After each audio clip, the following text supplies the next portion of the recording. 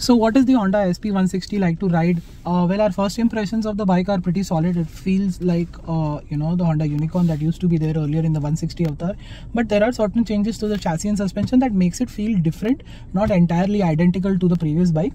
And this makes 13.2 bhp and 14.5 Nm of torque. The engine is still quite smooth and refined. There are certain vibrations at higher and middle RPM, but they are negligible and they will not really bug you. And it can still return around the 40 km per liter mark. At the same time, it is easy to ride. The clutch is light, the gearbox is smooth enough. Of course, it could have been more smoother. It has a 12-liter fuel tank, so you can expect almost 500 km plus of range on this bike.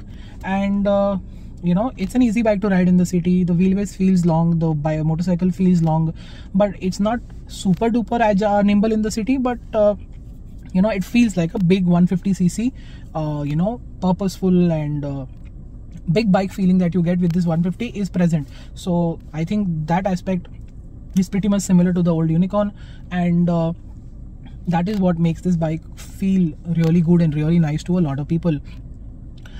Needless to say, low end and mid range are good. Top end is also good enough thanks to taller gearing, but then since it only has 13 bhp, you can't really max it out at 130 or 120. This will do at max 110-115 km per hour top speed. And in terms of handling, like I said, when the wheelbase is long, the motorcycle feels long in terms of length. It feels stable, it feels solid.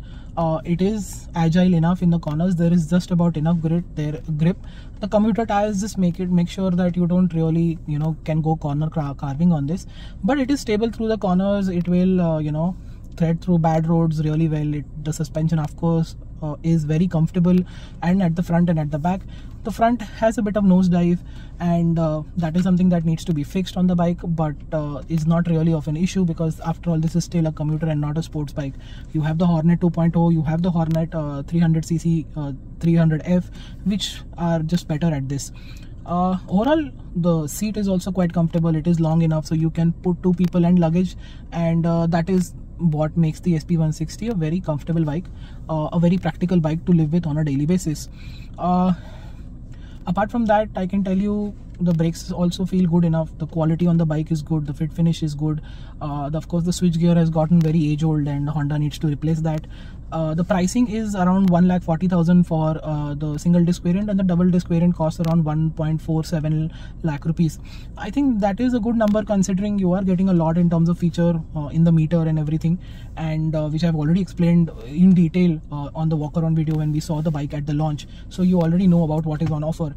So all of this comes together quite well. The pricing is just about okay, slightly expensive than some of its rivals, but it's the Honda. It will not go wrong. It is robust, reliable, good on quality. Of course, could have been better, and that's what makes a Honda motorcycle in India Honda, because it is always about the reliability. The peace of mind that you get with this bike is truly great, and that's what makes it appealing for a very large audience.